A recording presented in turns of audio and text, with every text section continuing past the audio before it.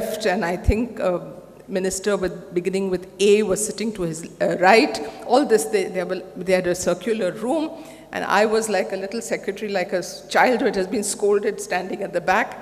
And he just said, Pramod Mahajan, whatever, he just said, Chalne dijiye.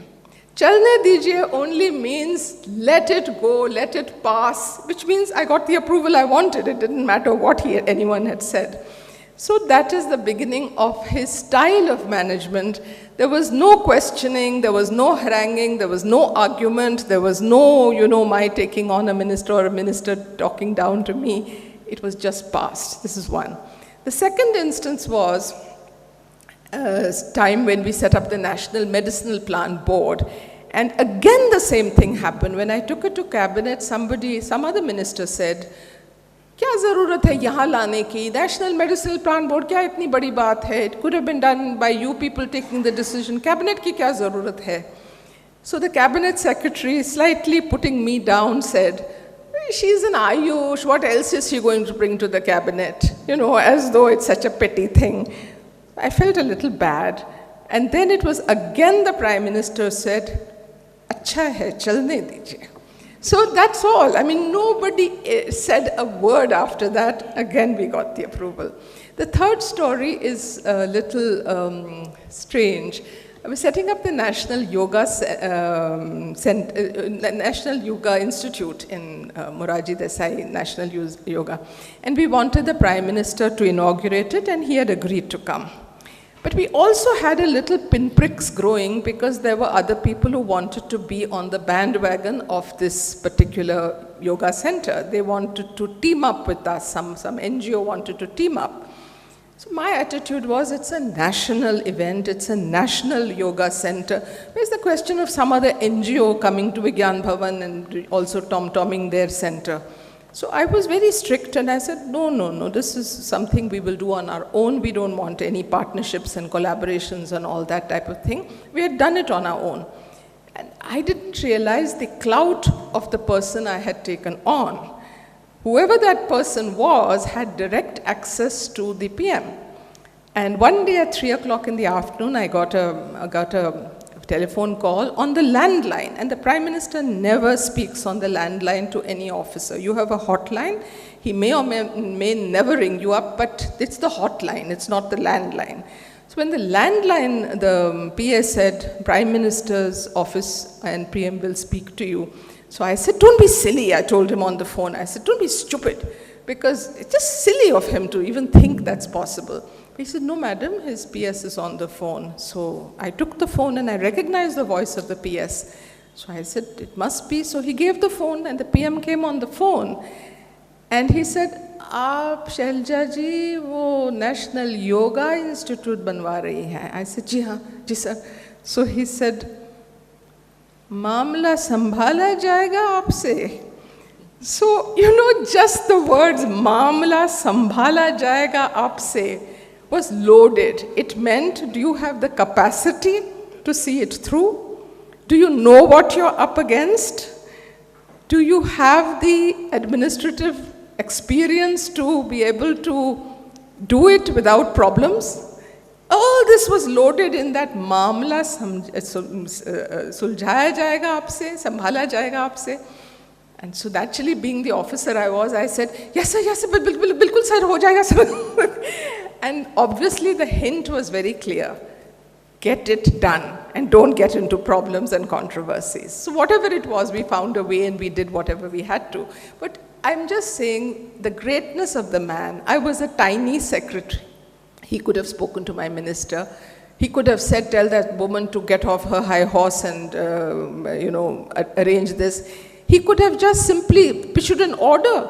But he chose to do it in this way, which did not undermine my position, gave me the authority to do it the way I wanted to, and yet kept the flag of our ministry flying high. So these are the three little nuggets I wanted to share with you. Thank you. Thank you, ma'am. Let us begin this panel discussion.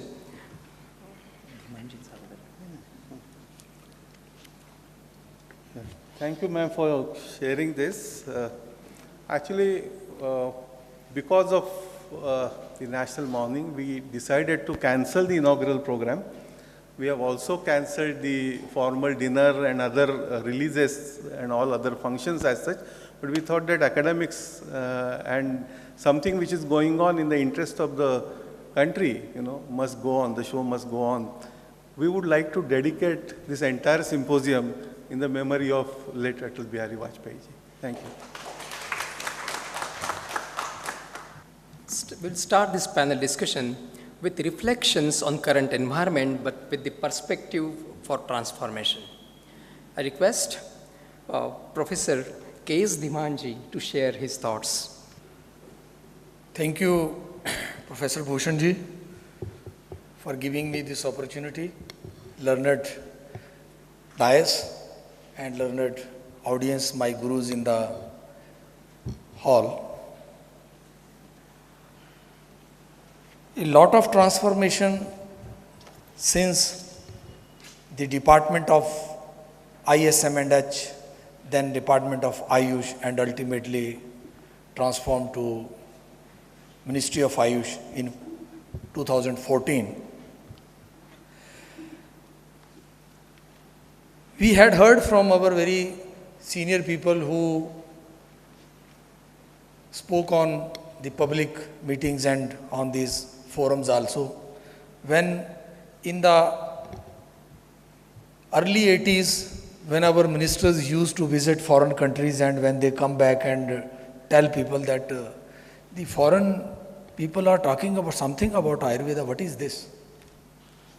This had happened in Jamnagar when one of the health minister had visited foreign country, and when he was on tour to Jamnagar to inaugurate some building, he spoke these words. And many people are talking about Ayurveda when we go abroad. The bad part of this, as in the morning, someone was telling that in the early 50s, after independence, government took over, whatever contribution Jawaharlal Nehru's ministry, his tenure, took towards health, including Ayurveda and Indian systems of medicine, 80% of the part was done in that. I think Professor Katoch was telling this thing. Very true. The first cabinet when formed, a firm decision on health, when the health was on the national agenda.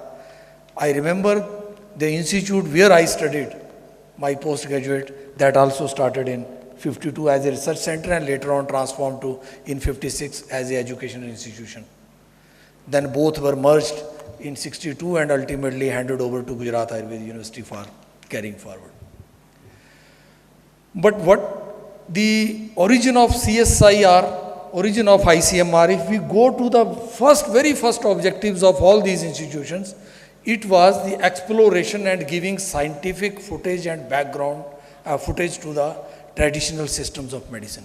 But everyone diverted from their own motive, objectives, and the reductionist approach started, and again the traditional systems and Ayurveda bent into backlash. The gradual resurgence of the conducive environment which was created in the country, it started in 90s. I think the 77, after 77, the Janata Party government, where Raj Narayan was the health minister, and he gave a very good boost, but again a stoppage. In the 90s, again when department and everything came up, the need as well as the global demand made this environment more friendly and more friendly, and this was in 2014 when the present government gave it a independence, full independence to grow of itself with a state minister with independent charge. And I think this is the historical background of the conducive environment towards the research in development of Ayurveda. So far as the research is concerned,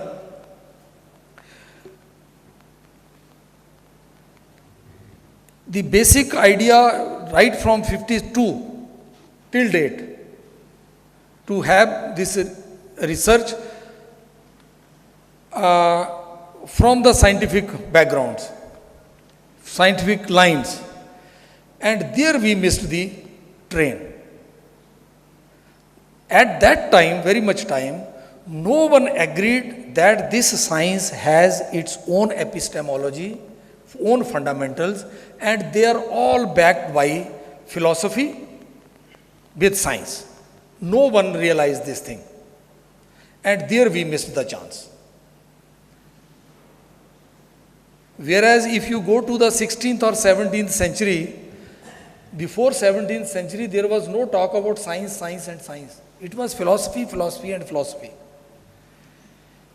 Then philosophy gained a momentum in the form of science, and even today, friends, you might, many of us are not knowing, there is a postgraduate degree in history of philosophy and science and health systems. There is a postgraduate degree, even PhDs are being awarded. So people now are looking back from where this science originated and how much credit to the scientific evidence has to be given in the light of the original thinking of the on philosophical lines also. The infrastructure which was created for research to explore the traditional systems was ultimately made away from the I can give you the example of Jamnagar experiment. There the two minds could not, where in the research, two faculties were raised simultaneously, modern faculty and Ayurveda faculty, but they could not marry from the heart level to work together. And ultimately, now only the basic sciences part of the research is prevailing in IPGTR, but the modern medical science experts for the help in the research, they all has been depleted from there. Because no one was ready to understand each other at that time. But now, with the re-emergence of the education system, which has something good, where the integrative education was given, the Ayurvedic doctors also started understanding modern science, and they started equating the system, traditional system, with health sciences. And then the counterpart, which has to contribute a lot, they were not and not even today are not ready to understand. So in my viewpoint, the conducive environment for research can only happen when the country's resources are used in the interest of the country, by understanding each other, and when the understanding comes to one level, they work together, then and then this conducive environment can be a real environment for research. No doubt, the personalities, many people who has written Materia Medica, Indian Materia Medica, and so on. You can, Srinivas Murthy from Chennai, C. Dwarka Naji, who was basically trained in modern medicine and he later on did the ISM integrated programs. They highlighted the potentials of these systems, and they, at their own resources, they started some working in the research, and those centers were taken up by the Government of India, and they are still working in their name. One of the laboratory of Chennai, CSMDRI, Captain Srinivas Murthy like. So likewise, in the same line, people like Professor Bhushan Patwardhan. Today in the morning, we had a very nice meeting of the Scientific Advisory Committee, wherein, friends, it's the need of the time that in the university campus, they are creating this atmosphere, sensitizing each and every department, even Department of Mathematics towards AYUSH towards Ayurveda and traditional system.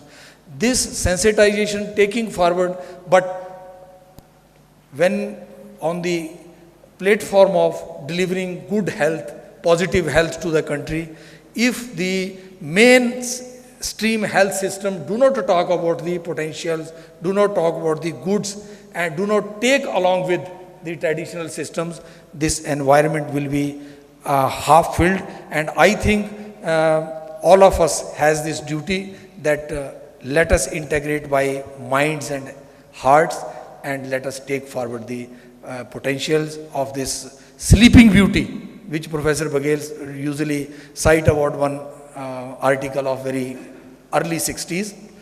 The potentials of this sleeping beauty to the word, then and then the exact this health delivery, nice health delivery, positive health delivery can be done to the masses in the country as well as outside the country. Thank you very much for giving me. Thank you, sir. Thank you for your sharing your thoughts. We request Dr. Patwardhan to felicitate Dhimanji. This is not a felicitation, but a token of our love. Sir, this is a bookmark created by our research fellows, Kalyani Kumbhare and Prachi Eram. Thank you very much. Thank you. Thank you, sir. Thanks a lot. The entire change, transformation starts from education, and hence we request Dr. Kishor Patwardhan from Banaras Hindu University to share his thoughts about how education can be oriented to research. Respected dignitaries on and off the dais. Well, I have been asked to talk about the research orientation in educational institutions. My brief note that I have written is there in the compendium that has been supplied to you. The points that I have raised are mainly about the current scenario of the research that prevails among the Ayurvedic educational institutions.